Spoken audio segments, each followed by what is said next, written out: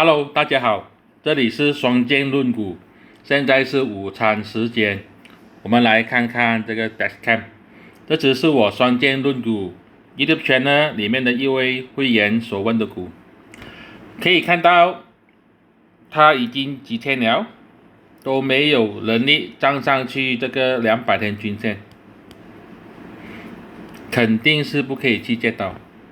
只要它股价没有站上去200天均线，暂时都不用看它。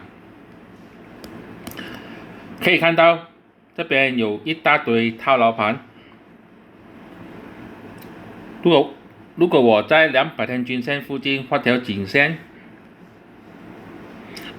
这个就是一个 M 头。股价如果跌破 M 头，就会继续往下掉，所以这个肯定是不可以去借的。